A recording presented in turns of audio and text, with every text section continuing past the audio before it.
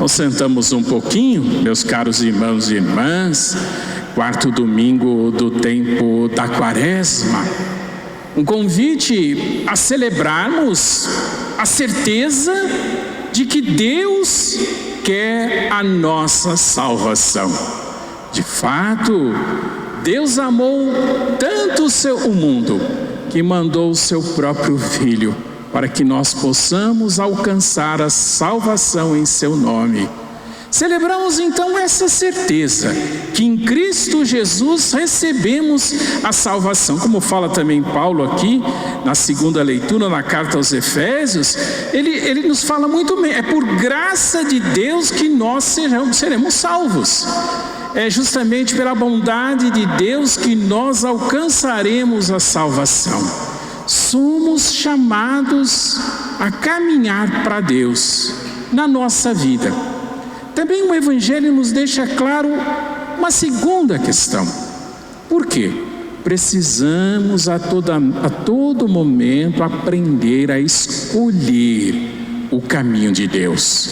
Ele veio como luz, diz aqui o texto, mas as pessoas preferiram as trevas. Ou seja, diante de Deus somos chamados a escolher o que é de Deus, embora muitos escolham outro caminho, o caminho do mal, das trevas, da escuridão, do pecado.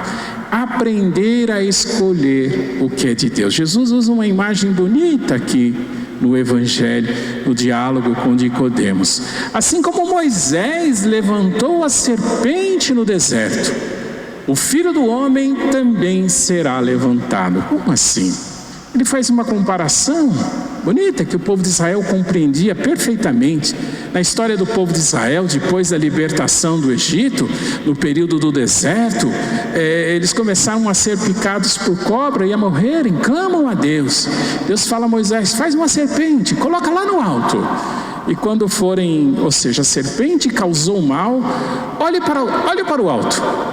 Aí os rabinos na época ensinavam justamente isso. Ao falar, olha para o alto, para a serpente, Deus está falando assim, olha para o céu, olha para cima. Um grande problema que nós temos, né, é que nós nos limitamos a olhar à nossa volta. Às vezes, a olhar naquela expressão popular, o nosso próprio umbigo, a todo momento, e não conseguir ter um olhar que transcenda a nossa própria existência. Ao dizer, olha para o alto, está dizendo assim, volte-se para Deus, a sua vida. Aí Jesus, usando esse exemplo conhecido do povo de Israel, ele fala assim, olha, assim como a serpente foi colocada para ser olhada, e os rabinos explicam isso, o Filho do Homem também vai ser levantado na cruz. Vai ser crucificado, para que aprendamos a olhar, a contemplar a paixão, morte e ressurreição de Jesus como o caminho para a nossa salvação, como aquilo que dá sentido à nossa existência. Aprender a enxergar a nossa própria vida, ou seja, sair do nosso umbigo, sair e olharmos e nos voltarmos somente para nós mesmos. A primeira leitura, esse trecho do livro de Crônicas, dá justamente esse ensinamento, aprender a interpretar a nossa vida. Ele conta um episódio muito significativo da história de Israel. É interessante aí que num capítulo, esse trecho do livro de Crônicas coloca aí praticamente muitos anos de história de Israel, que é preciso, na verdade, para fazer uma leitura atenta, ler boa parte do Antigo Testamento para acompanhar esses fatos. Quase que um resumo. E no resumo ele diz assim, olha, o povo de Israel se afastou demais de Deus. E nesse afastamento de Deus, escolhendo o caminho da iniquidade, o caminho do pecado, abandonando aqui a prática da fé, eles acabaram sendo destruídos. Nabucodonosor, o imperador da Babilônia, veio, sitiou, Israel confrontou e acabou sendo destruída. A primeira reação das pessoas foi igual à nossa. Em muitas circunstâncias de nossas vidas. Sim, porque às vezes tudo dá errado. Às vezes a gente esperava que acontecesse de um jeito e acontece do outro. O maior exemplo que a gente está passando é essa pandemia. Quem de nós esperávamos uma desgraça dessa? Quando que a gente, embora os cientistas, 1 ano e poucos atrás, eles já falavam, olha, vai demorar, uma vacina leva de 2 a 5 anos, não é, doutor? Uma vacina leva de 2 a 5 anos para ficar pronta, é isso que vai demorar. Enquanto não tiver vacina, não vai ter solução. Graças a Deus aí o esforço de várias partes do mundo, ou por interesses humanitários ou por interesses financeiros, não se importa, se chegou uma vacina, né? E enquanto nós não tivermos sido todos vacinados, essa situação vai perdurar, né? Na Itália começou o que eles chamam terceira onda, né? Precisamos da vacina.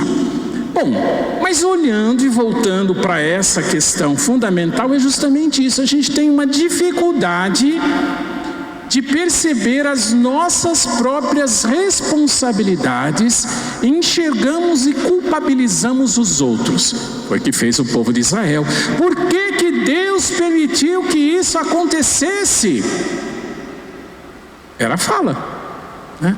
Aí o livro aqui faz uma nova interpretação, que vai nascendo no coração daquele povo. Olha, precisamos nos questionarmos. O templo foi destruído, uma das consequências da invasão de Nabucodonosor. Os que sobreviveram foram levados por escravos lá para a Babilônia, e é lá que eles fazem essas lamentações. Muitos morreram. Aí o profeta começa a falar assim: espera aí, gente, e quando a gente estava lá? E quando a gente podia fazer tudo certinho? E quando a gente podia ir no templo? E quando a gente podia fazer o bem? E quando a gente podia viver a aliança?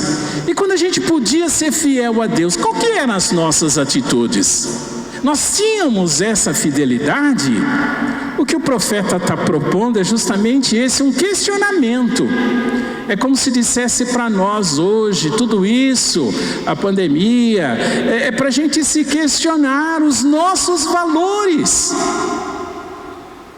O que é prioridade na nossa vida? Aí no auge da pandemia, a pessoa falava assim: nossa, mas nem visitar minha avó eu posso. Mas você ia antes? Será que você ia visitar sua avó quando você podia? Ou será que você também não ia? Esse é o questionamento que podemos fazer. Quais são as nossas prioridades? O que aparece em primeiro lugar na nossa vida? Interessante que conclui a leitura dizendo justamente isso, né? O Ciro, né, que derrotou os babilônios, permitiu que eles voltassem. E a leitura fala assim: foi por vontade de Deus. Os historiadores falam que não. Falam que o interesse de Ciro também era financeiro, fazer voltar para trabalhar, produzir e cobrar impostos. Não interessa. A questão é a leitura que nós fazemos da nossa vida. Se colocamos Deus em primeiro lugar, de fato, Deus amou tanto o mundo que deu seu Filho unigênito, para que nós possamos ser salvos em seu nome, para que alcancemos a salvação que vem de Deus em nome de Cristo, que nós possamos escolher o caminho do bem, o caminho de Cristo, o caminho da luz, perceber as armadilhas do mal, da mentira, da falsidade, do egoísmo, para que nós possamos rejeitar o que não é de Deus, nos apegarmos justamente àquilo que é de Deus. Estamos fazendo uma caminhada bonita no tempo da Quaresma, somos chamados a refletir diversas dimensões de nossa fé. Hoje professar: Jesus Cristo é o nosso Salvador. Para Ele caminhamos a nossa vida, buscando ter a vida em seu nome. Nós vamos continuar a missa juntos, professando a fé. Creio